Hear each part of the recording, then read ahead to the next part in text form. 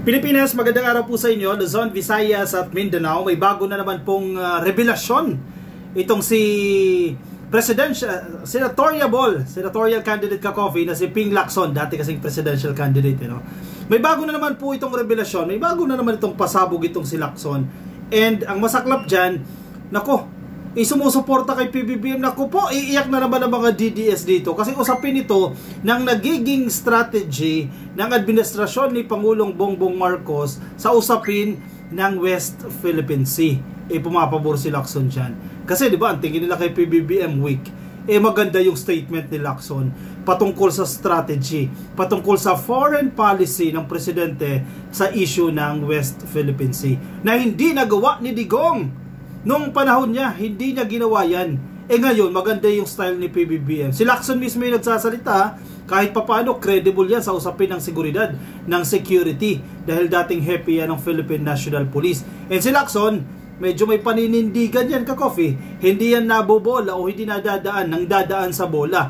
Maganda yung statement dito ni Lacson sa kanyang revelasyon dito sa estilo ng leadership ni Pangulong Bongbong Marcos na siguradong ikaiiyak ng mga DDS. Anyway, sige.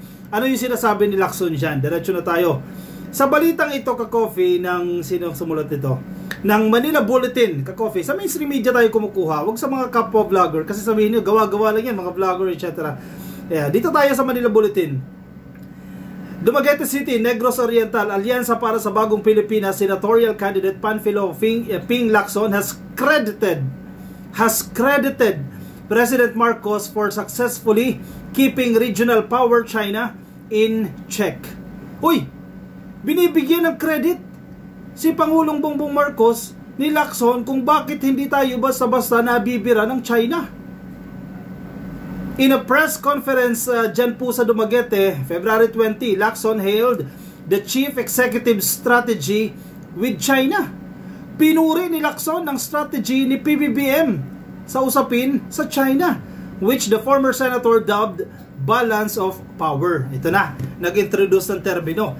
Balance of power. Anong ibig sabihin dito ni Lacson?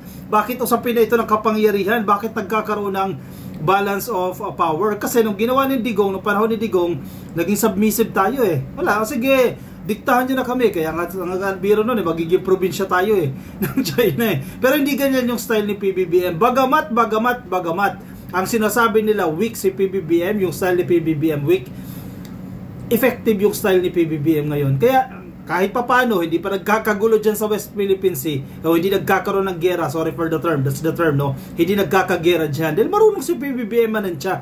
Diba noon pa man, ang sinasabi nila dyan, magkakagera dyan sa West Philippine Sea. Hindi naman.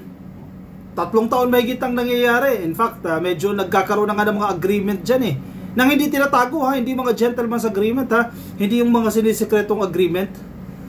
Ibang style kasi ni Digong. Tapos biruin mo, kung gusto nito mga DDS, gawin ni PBBM yung style ni Digong. Naku, pinahamak nyo pa si Presidente. Anyway, ano itong sinasabi ni Lacson na magkakaroon po ng balance of power o nagkaroon ng balance of power? Essentially, it is the act of consolidating support from other more powerful nations on the Philippines. Wait, ulit. Ginugulo ko kayo Essentially, it is the act of consolidating support from other more powerful nation on the Philippines' position in the West Philippine Sea or WPS.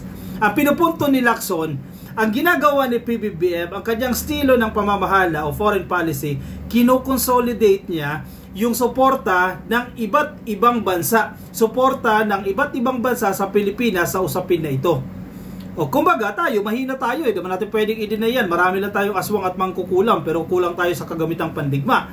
Mahina tayo dyan. Pero ang naging style ni PBBM, i-consolidate yung support ng iba't ibang mga balalaking bansa at makapangyarihan.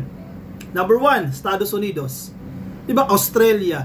Ilang bansa dyan sa Europa. Diba? Very supportive sila dito sa Pilipinas. In a way, may sinasabi. Wag nyo kaming galawin. May kakampi kaming matibay. Kasi kung tayo lang, hindi naman talaga natin kaya yan. Yun yung napansin ni Lacson na style ni PBBM na pinupuri niya. Anong masasabi nyo dyan mga DDS? Pinupuri ni Lacson yung style na ito ni PBBM. Hindi nyo magugustuhan yan kasi nakakahiya sa inyo yan. Nagkaroon pa tayo ng gera dyan sa West Philippine Sea. May mga tension bahagya. Pero hindi nagkaroon ng gera. Diba? Hindi nagkakaroon ng bakbaka dahil ayaw nga ng presidente yan. Ayaw ni PBBM yan dahil talo tayo dyan, wala tayong laban dyan kung magkaroon man ng gera dyan sa West Philippines Sea. Even China, talo din sila dyan. Tayo talo din, walang mananalo sa gera. Parehas tayong talunan. Kaya ang ayaw ni PBBM humantong sa punto na yan. Kaya yung pinupunto dito ni Lacson, balance of power. Mahina tayo, hanap tayo ng malalakas na susuporta sa atin, and then let's consolidate all the support coming from these countries. Ginalaw ba tayo? Hindi, di ba? Posible, may mga tension bahagya, pero napuputol na doon. One thing, to makinig kayo mga DDS, masakit nga lang sa damdamin nyo to kasi pinupuri ni Lacson si PBBM dito. One thing the President did that I support is that he allied with other countries that are as militarily strong, if not stronger than China. O, Tagalogin natin.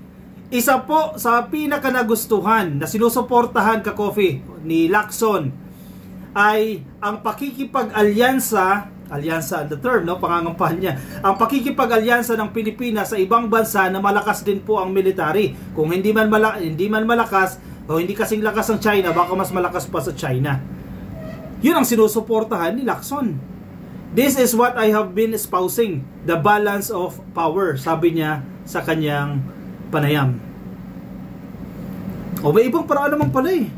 Kasi kayo, laging iniisip ninyo, bakbakin eh. Makipaggera, anong laban natin dyan? Mga DDS kasi gusto gera agad. Gera. O sige, awayin agad ang Amerika. Ganun ba yun? Lacson said, these nations include the United States. May defense treaty tayo dyan. Malaking bagay yan, ka-coffee. Canada, Japan, Australia, and some countries in Europe. Biruin mo, nung si PBBM ang naupo, ang daming lumapit sa atin. O kung hindi, sige, masasaktan kayo sa lumapit. Baka sabihin nila, tayo yung lumapit. Sige, baguhin natin yung term. Marami nakipag-alyansa sa atin. Marami nagkaroon ng agreement na sige, magkaroon tayo ng bilateral partnership when it comes to maritime security. Diba? Nagkaroon pa nga ng mga dry run dyan eh, mga military drills eh. Kasama itong iba't ibang bansa. Nung si PBBM ang naupo, ba't narinig niyo ba yan sa panahon ni Digong? Meron naman, baka sabihin nyo wala. Meron din naman, mangilan-ngilan nga lang, ka-coffee, no? Pero nung si PBBM, kinonsolidate niya itong suporta ng mga militarily strong sa term ni Lacson. Ang term niya dyan, no? Malalakas ang military ng mga bansang ito. Amerika, Canada, Japan, Australia, at iba pang bansa sa Europa. Tension in the West Philippine Sea between the Philippines and China are arguably at their highest. Pero controlled na yan, ka-coffee. Nabalita natin nung isang araw, last month ata ito, ka-coffee, no, na nagkaroon ng mga agreement itong DFA, ang Pilipinas at ang China through DFA, no, and yung counterpart nito sa China, nagkaroon ng mga agreement, lalo na po dyan sa usapin ng Ayungin Shoal. Slowly but surely, ka-coffee. Hindi natin sinusurrender ang ating teritoryo kasi yan ang commitment ni Presidente, yan ang kanyang foreign policy. Not a single inch of our territory will be surrendered. Diba?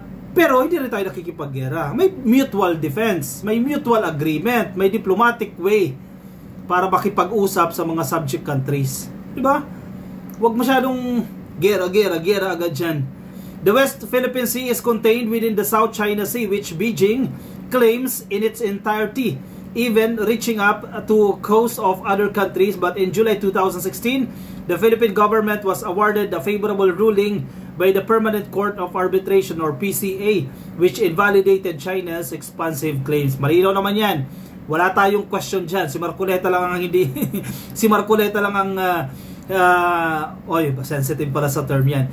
Si Marcoleta lang ang nagsasabi na hindi nag-i-exist yung West Philippine Sea. Yung pangalan ha, kasi nilinaw niya yan eventually. Yung pangalan lang daw kasi yung karagatan nag-i-exist naman daw yan. Sa atin naman daw yan. It's just that yung name hindi acknowledged sa buong mundo. No? Anyway, sige. Skip tayo dyan sa issue na yan. Natapos na natin yan. Lacson reiterated his full support for President Marcos's policy of the Philippines not surrendering not even an inch of our territory. Diyan umiiyak yung mga DDS.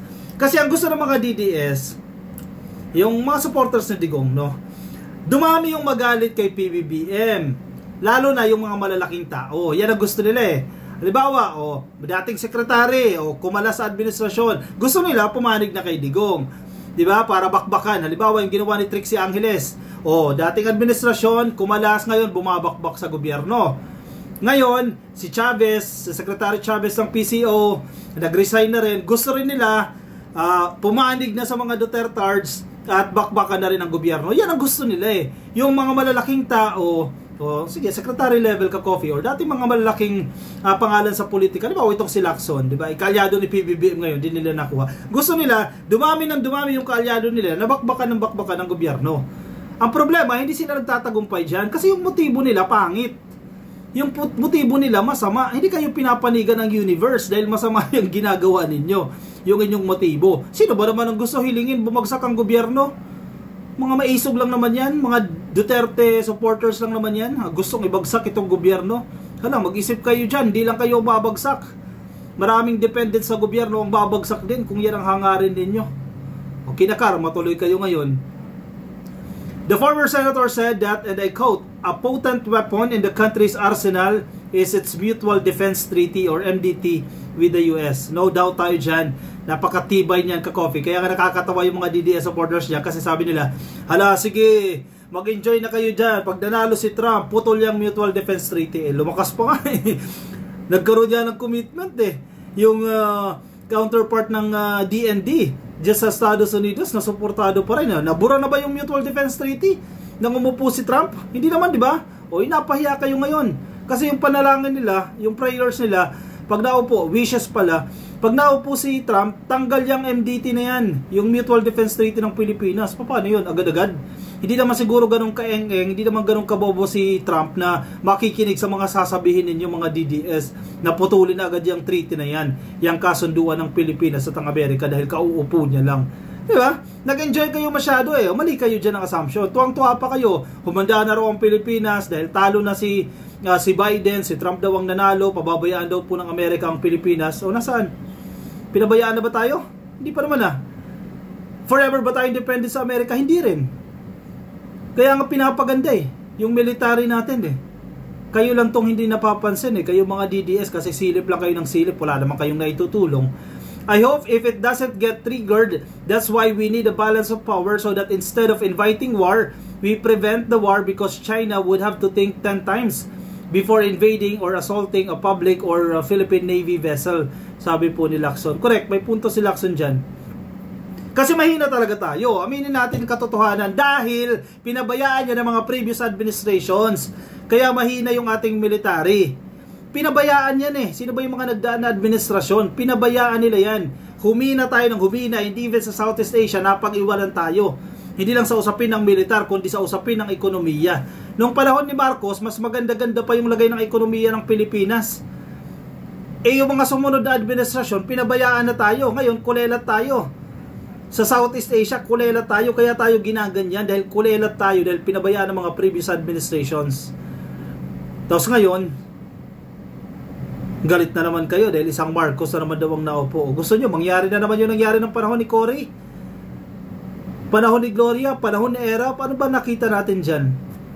Anong napala natin sa mga administrasyon na yan? May mga major projects ba tayo hanggang ngayon pinapakinabangan ba natin na maalala mo, project na yan? Meron mang ilan-ilan, pero not as much as what we have currently pa, nararanasan pa rin natin during the administration of Marcos Sr.